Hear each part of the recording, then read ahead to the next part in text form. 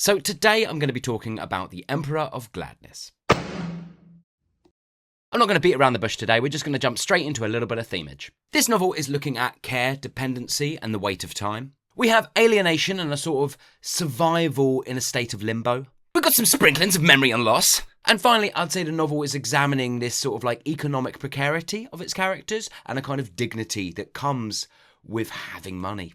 Let's slide to the left, slide to the right, crisscross right into some of those characters. So first off, we have Hai, H-A-I, not Hai. And he is a Vietnamese man, young man. He's in his, I think he's like 19, 20 years old. And his family came over to America to seek the American dream. Hai is vulnerable, seeking a kind of escape and search for meaning. Oh, what does life mean to him? He spends a lot of time during this novel reconciling kind of what he's become versus what he imagined he would be when he was younger. Next up, we have Grazina. She is quite elderly. She is battling dementia, and she's just sort of, I don't know, within the novel, I feel she's seeking this idea of being more than just a disease that she's carrying, but also at the same time looking for someone to care for her, to look after her. Next up, we have Hai's co-workers. He starts a job at a sort of fast food restaurant, but not like it's like a chain, but not a massive chain. I don't know, it feels more like a diner to me from the way it's described, but they constantly describe it as like a fast food place. So, I don't know, here in England, it's very much, you've got an independent sort of cafe. They don't really franchise that much, and they wouldn't be considered fast food, whereas fast food over here is definitely like KFC, McDonald's, Taco Bell, Subway, that kind of thing. That's the sort of fast foody stuff. I don't know, from everything that was described, I was just having a diner in my head, and I could not escape from a diner. Maybe I've just never visited something that's a fast food place, but also a diner, but I thought they were two very distinct different things. Anyway, I'm getting massively sidetracked. So there are a host of characters, Hai's co-workers, including his cousin. There's the person who runs this fast food diner place called BJ, and then we have someone called Russia, and they're all quite quirky. And it's a kind of found family thing. They're all quite quirky, but they're all sort of in the same boat. None of them is particularly thriving financially. They're all sort of struggling and trying to sort of find their place and achieve their dreams and goals. And finally, I would say we have Hai's mother, but also his auntie as well, who's in prison. But I feel like his mother sort of represents this expectation for her Vietnamese son. Like, she's gone through this immigration process, and they've settled where they are. They could have gone to one of the big cities on the coasts, New York, California, but they stayed in sort of middle America to kind of put down roots straight away and give the best possible future to her son Hai as she could. And obviously, that expectation hasn't quite come to fruition for any of them. Right then, so let's plod along over to a small little summary of this novel. So we have Hai, a 19-year-old, and as we start this novel, he has suicidal feelings. He's standing up on his bridge, contemplating jumping. But just below the bridge is Grazina and her house, and she spots Hai, and she intervenes in his moment of crisis. It's very clear from the start, as she ushers him into the house and wants to sort of take care of him in his moment of crisis, that she is also looking for someone to just have company with, someone to be with. And then as we slowly kind of come to realise, someone to look after her. Hai, obviously lost, jumps into this role. He jumps straight into looking after her. She also has lots of drugs around the house from all the medication she's on for all her various illnesses and her dementia, and that's when we sort of learn that Hai has a drug addiction. And weirdly enough, that's pretty much what this novel is. In order to make ends meet, Hai has to go work so that he can help support Grazina and they can keep their life going together. The novel is interspersed with these strange moments of Grazina's sort of hysteria and her Alzheimer's and this sort of like going back to the war. It's sort of like these flashbacks of Hai's upbringing. There's some but not loads. His family and just his co-workers, and it's all very sort of episodic in that way, but really it's just him looking after Grazina and sort of the various challenges they face along the way. There is actually quite a lot more, I suppose, I could go into. Like BJ at the restaurant is a wrestler and is suffering with a kind of identity crisis.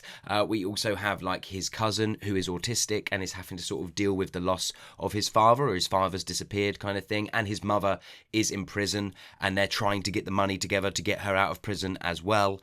And Hai is dealing with his mother and the fact that he's lying to her about going to medical school and her sort of like pride in him going to medical school and him sort of hiding this lie constantly from her.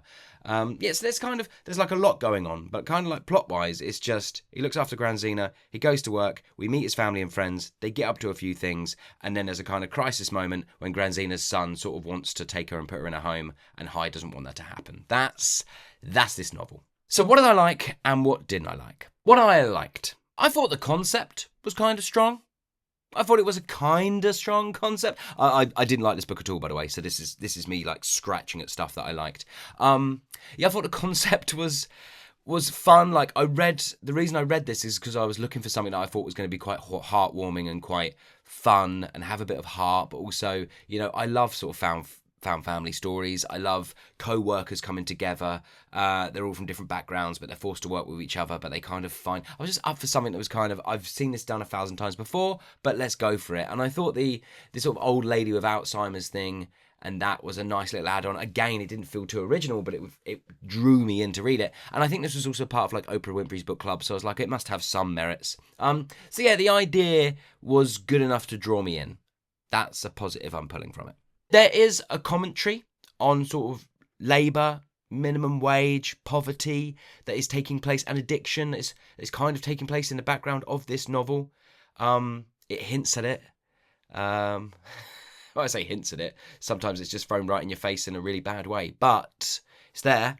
And I would say the novel is stronger for those things being there. So that's a positive. It does have. If I'm being not my grumpy self and I'm being like really positive, it does have a few moments, a few passages in it where I was genuinely like, oh, that was a touching moment. Like that was quite a heartfelt moment. And I think if you'd not read any books like this before and you're not a massive reader, you might fall in love with this book. Like this is the type of book that I think, yeah, like a nice entry point for some people. I don't know, it's going to sound mean. I was going to, but again, I just think it's a book for people who aren't well read, a book for people who just need something. I don't know. Everything I say makes me sound like an arsehole.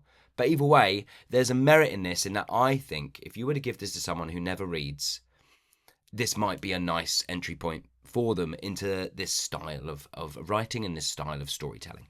And finally, I wasn't going to mention it, but I will mention it, that the prose, there's like a poetry, a lyricism sort of thing going on. Like it's a very lyrical prose at times. And there are moments, not a lot, because overall I couldn't stand the writing, but there are moments when it captures the tone and the texture and the underlying sort of theme along with the emotion all at the same time quite well. Obviously, you want a book to be doing that constantly, and this only has maybe 3-4 moments throughout that it does it, but they are there, and that is a positive that I can pull out to talk about. What didn't I like? Holy moly, quite a lot, and I couldn't believe it. Like, when I first started this novel, up on the bridge, meeting the old lady, I was like, do you know what? This is everything I want right now. I can't wait to cozy up into this sort of book. I can't wait to go on this journey. And oh boy... I just, as it went on and on, I went, this is really, really not good.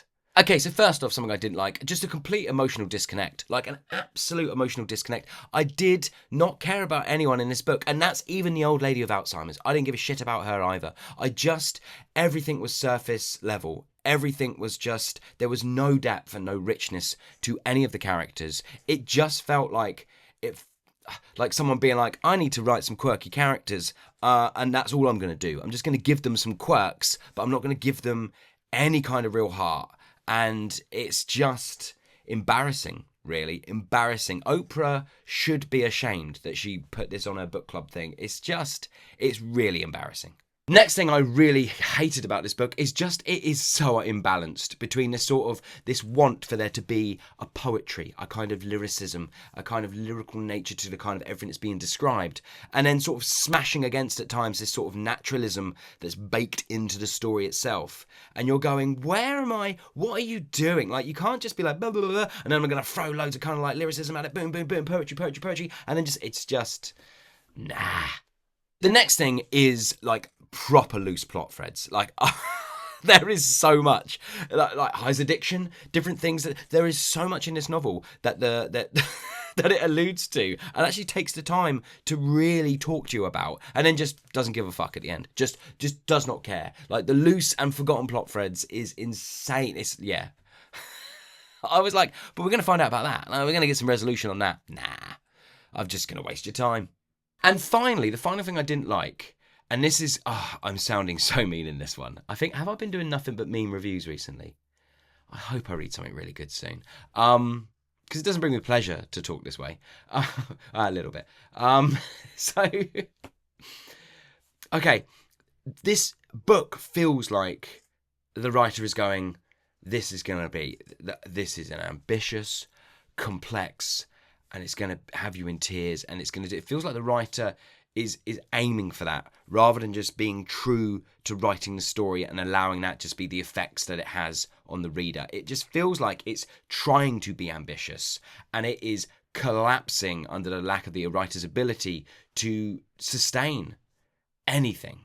So, to wrap up, if I'm being sort of nice, I kind of appreciated the themes that this novel was trying to look at, and the occasional moments of tenderness that did appear in it, and a few moments where the balance of its prose and the poetry it was striving for sort of worked together well.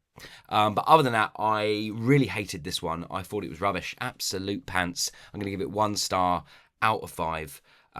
Yeah, just not for me, not what I thought it was going to be. So have you read The Emperor of Gladness? And if so, what did you think about it? Did you love it? Did you hate it? Please let me know in the comments below. And as always, I hope you're well. I hope you're enjoying whatever you might be reading. And I'll see you all on the next one.